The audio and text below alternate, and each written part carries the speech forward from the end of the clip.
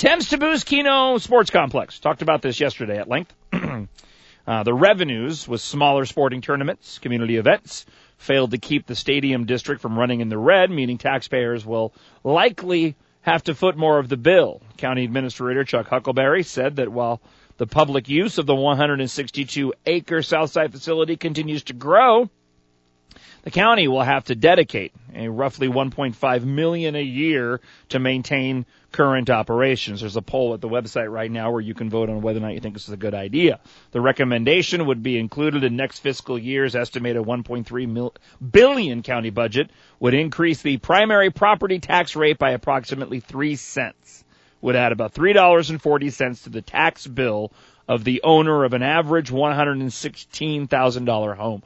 From the Pima County Board of Supervisors, we are pleased to welcome Allie Miller to the show. Good morning, Allie. How are you doing this morning? I'm very well, thank you, John. Thank you for having me on. What are your thoughts? What are your thoughts on this? What are your thoughts on what Keno Stadium has been doing? FC Tucson's there, the future of it, and this idea that we need a subsidy to help sustain it. I want to know where you stand on it. Well, the first thing that people need to know is that we built this in 1997 at a cost of $38 million, and we still owe $10 million, which is scheduled to be paid off in 2017. That comes down to your secondary property taxes. Now, this $1.5 million subsidy will come out of your primary taxes just to maintain the place. Okay. And the issue that I have with it is that we are not going to be able to sustain this. I mean, every other day in the paper you read, this is going to add $3.40, and then, we need, a Band-Aid for our crumbling roads. That'll only add, 7 cents per $100 of assessed value. By the time you get done adding all these up, I mean, you can see the handwriting on the wall. We increased our primary property tax rate by 7.3% for this year. So this is setting the stage for another property tax increase on the backs of the taxpayers. And as we continue, as I looked at the revenues, the bed tax is down 31%. Right. Car rental is down 19%. RV tax down 37%. The revenue's down 39%. How much longer can we continue subsidizing things like the Keno Stadium? Now, the first thing that happened was the biggest mistake was back in 1998 when they built this thing to build it on a south side in a blighted area, as described by Mr. Huckleberry, an underserved and stressed area where people won't go to watch baseball.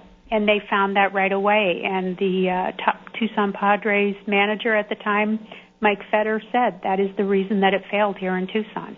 Well, let me stop it here real quick and let's talk about that for a moment. I know that FC Tucson's been trying really hard over there and they've had a lot of success. They put up the new stadium bleachers.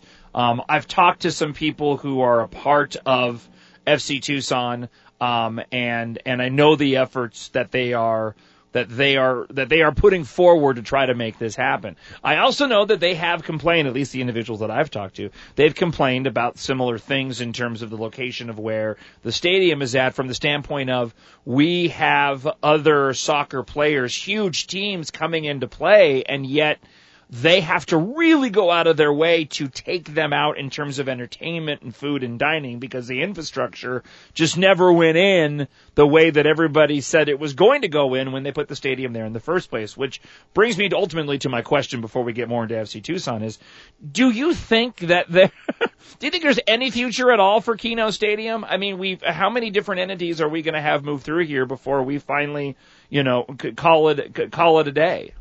Well, here's my opinion is that we should cut our losses.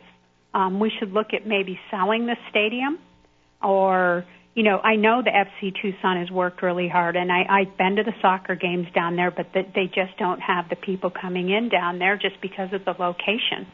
And why that decision was made was back in 1998. I don't know. It didn't make sense at the time, and it certainly doesn't make sense now, even with all the improvemements that they've done out there, building the U of A Health South Hospital and, improving the roads. People just, it should have been built downtown, but we're stuck with what we've got. We're going to end up subsidizing this thing as long as people are willing to do it. And to me, is try to sell it to a private investor to try to get something better going in the community, because whenever you put anything in the public-private sector, it always ends up on the backs of the taxpayers. Yeah. And that's something that I'm always really concerned about when I hear about all these public-private partnerships, because it always ends up in the backs of the taxpayers, and this is the perfect case of here's one that is happening. The best we can do now is to try to cut our losses and try to get many events and that kind of thing in there. But, if you look through the article that was in the paper yesterday, there's a lot of various soccer leagues, county-earned revenues not listed. This year we happen to have the Tucson Padres termination clause of $70,000. This is the last year we'll have that. They paid that termination clause. They would have had to pay it anyway, but they paid it just in case their stadium down in El Paso wasn't completed. Right. So we have that. So we're going to be losing that. And just all of these various games that come in here to the stadium is not going to sustain this. And to put this on the backs of the taxpayers is a big concern, and I think we need to look at. And one of the things that I found in the memo that I got from Mr. Huckleberry is he's talking about future sports complex capital improvements. Where are we going to get that money? And, here we go. Bond money? He doesn't say where the money's coming from, but this is a concern. They already pumped close to $3 million in there out of the they had $3 million from the White Sox a termination clause that they paid when they left. The White Sox actually paid. Right. And they spent over $2 million improving these fields and that kind of thing. Was that a wise choice? I don't know. We're here asking for the taxpayers to do a permanent subsidy of $1.5 million per year.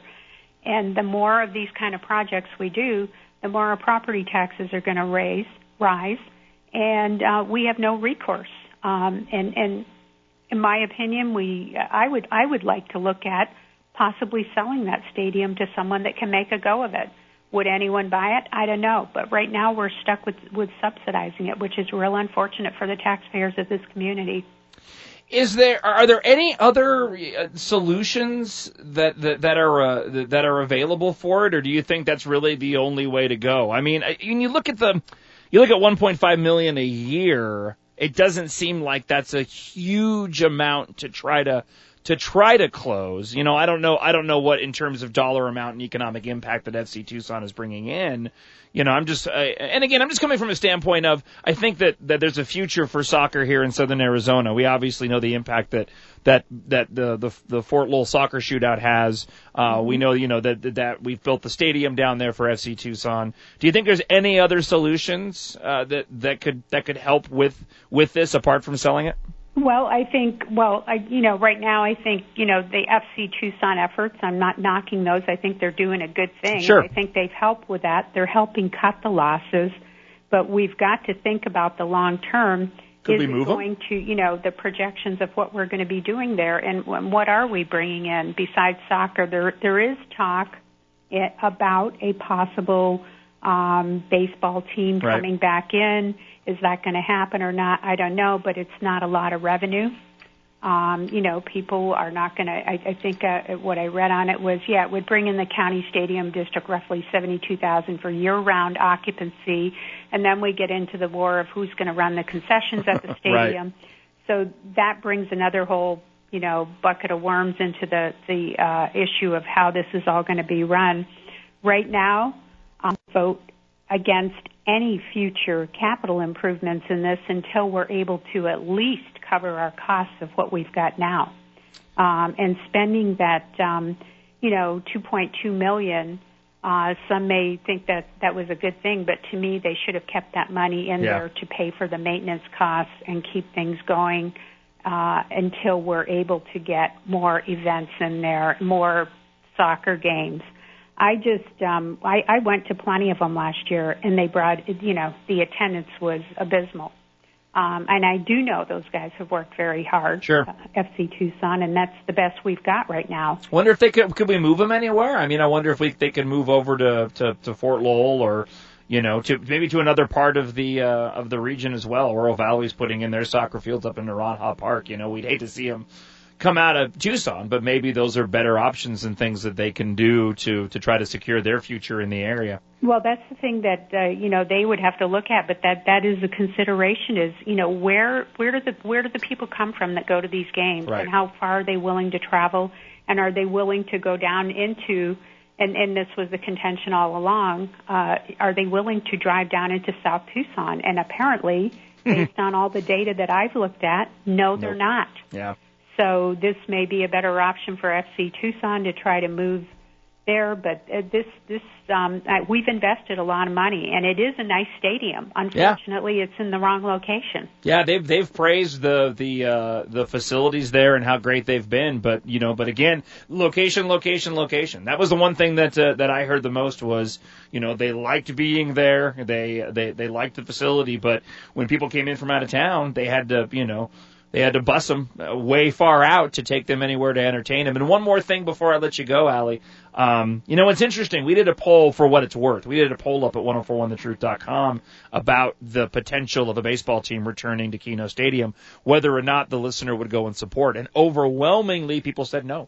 And I was really surprised by that because we know there's a baseball culture here and people used to, but I think people are burned. I think they're burnt on going out and supporting these teams, these minor league teams, these AAA teams, only to see them leave again. And I think it's going to take a while until that kind of faith is restored, that we know that if we bring somebody in, they're going to stay. And until that happens, even if we bring somebody in, I don't think we're going to get the revenue off of it. I agree with you, and that was one of the things is that there was this really complex deal that when I was researching this, it appeared that you had the White Sox, you had the Tucson Padres that came in, and then you also had the Diamondbacks, and there were deals somewhere between the city, somewhere between the county, and they didn't make sure that if there was a clause in there that allowed the Diamondbacks to leave without any termination fees, if there were fewer than 3 baseball teams. So they got out scot-free, so it was easy for them to leave. And until we start writing contracts that put some hooks in there to hold these people in town, and even Huckleberry wrote right in his memo, he said, we learned a hard lesson from this one. But we keep doing it. Yeah. We did it with a courthouse. The same thing happened there, and we keep doing these kinds of handshake-type deals, and you can't do those. And I think, I agree with you that all of the people that I've heard from is, I used to go down there, but I'm not willing to travel that far. Nope. And you look at the majority of the community, where baseball and soccer and those kinds of events occur, they don't want to go down there, and it's a real problem. And I don't know, selling the stadium, is that even a feasible idea? But paying $1.5 million per year, plus we have $10 million still left to pay off on our debt for that stadium, is a real, we're stuck between a rock and a hard spot. Pima County Board of Supervisors, Allie Miller, thanks so much for taking time out and giving us your thoughts on this. Okay. I appreciate the insight. Okay, thank you. Talk to you soon.